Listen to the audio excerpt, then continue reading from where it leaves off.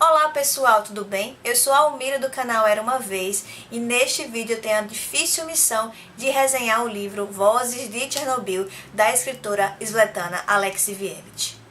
Foi o meu primeiro contato com essa autora que tem essa escrita jornalística e que ganhou o Prêmio Nobel de Literatura em 2015 e eu acabei lendo pela versão do Kindle, da Companhia das Letras. Eu imagino que a maioria de vocês saibam que a usina de Chernobyl fica na Ucrânia, fica próximo à cidade de Pripyat. Mas o que eu não sabia era que essa cidade ficava muito próxima da fronteira com a Bielorrússia e que sim, foi a Bielorrússia que sofreu o maior impacto após o acidente com a usina nuclear. Nesse abril de 1986, em plena primavera, com as flores desabrochando, aconteceu esse acidente terrível e por conta das condições meteorológicas, a boa parte da nuvem da poeira radioativa foi parar em cima da Bielorrússia. E hoje estima-se que cerca de 500 mil pessoas foram de certa forma afetadas pelo acidente. E o livro é basicamente o relato cru, fiel, vívido de pessoas que vivenciaram esse acidente, sejam homens, mulheres, crianças, trabalhadores comuns do campo, pessoas da alta patente, pessoas do Partido Comunista, cientistas e outros profissionais liberais.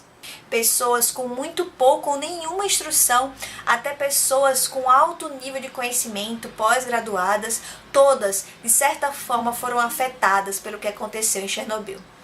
Eu acredito que a escritora foi muito justa e transparente ao expor todos os lados da questão, todos os lados do problema. Não existe um único culpado, mas sim um conjunto de situações que levaram a acontecer em Chernobyl o que não aconteceu em Fukushima, por exemplo.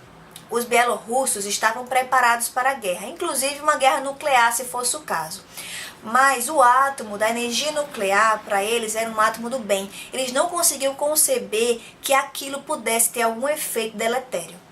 Eles já haviam sofrido muito com a Segunda Guerra Mundial, com diversas outras situações que desmantelaram seu país, eminentemente agrário e com população com baixo nível educacional. E sabendo desse baixo nível educacional da população, não é difícil compreender porque eles não aceitaram esse inimigo invisível, transparente e silencioso, que não era uma bomba nuclear, e não conseguiam compreender a gravidade da situação. Além disso, o povo vivia sob a ideologia do homem soviético, aquela ideologia que ele tinha que trabalhar, obedecer ordens sem questionar, sobretudo obedecer uma hierarquia. Além disso, o governo não queria demonstrar que possuía fraqueza. A União Soviética vinha em esfacelamento. Inclusive, o acidente de Chernobyl foi uma das coisas que colocou um ponto final na União Soviética.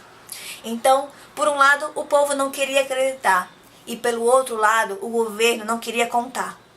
Precisou chegar poeira radioativa na Suécia para que o assunto fosse exposto ao mundo e à sua própria população.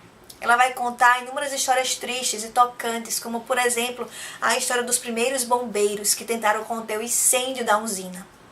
Essas pessoas tiveram uma morte terrível, foram as pessoas que primeiro sofreram o impacto da radiação e muitas famílias foram destruídas junto com esses bombeiros. Depois também inúmeros soldados arriscaram sua vida, além de pilotos de helicóptero, para conter a radiação, fazendo um sarcófago de chumbo. Nem preciso falar que onde as máquinas não conseguiam ir por pane, os seres humanos iam, e muitas vezes sem equipamento de proteção. As pessoas tiveram que abandonar suas casas, seus objetos e sua vida, muitas vezes sem compreender o que estava acontecendo. Tiveram que deixar seus animais de estimação e muitos deles foram sacrificados. Muitos até voltaram para suas casas depois, fugindo dos policiais e dos soldados, à surdina à noite, fugindo pela floresta. E você vê que a população realmente estava completamente despreparada para esse tipo de situação. Diversas histórias me emocionaram muito, algumas me fizeram ter raiva, confesso, ou ficar incrédula, e principalmente aquelas que envolviam crianças me tocaram mais, com certeza. Outra foi a primeira história, a história de uma esposa de um bombeiro que foi um dos primeiros afetados após o acidente e que estava grávida. Mesmo assim, mesmo sendo exposta à radiação, ela continuou a cuidar desse seu marido até o fim, até o seu último dia.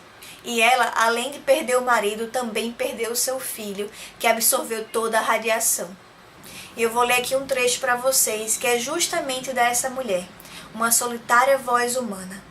Não sei do que falar, Da morte ou do amor? Ou é a mesma coisa? Do quê? Estávamos casados havia pouco tempo. Ainda andávamos na rua de mãos dadas. Mesmo quando entrávamos nas lojas, sempre juntos. Eu dizia a ele, eu te amo. Mas ainda não sabia o quanto o amava. Nem imaginava.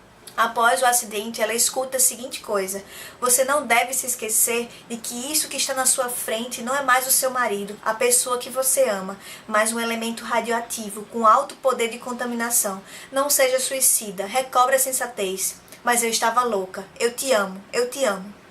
Eu gostei muito dessa leitura, ela me impactou muito e com certeza eu quero ler os outros livros da mesma autora, O Fim do Homem Soviético e A Guerra Não Tem Rosto de Mulher. Se você gostou do vídeo e da indicação de livro, por favor, deixe seu joinha, se inscreve no canal e compartilha com os amigos. Obrigada!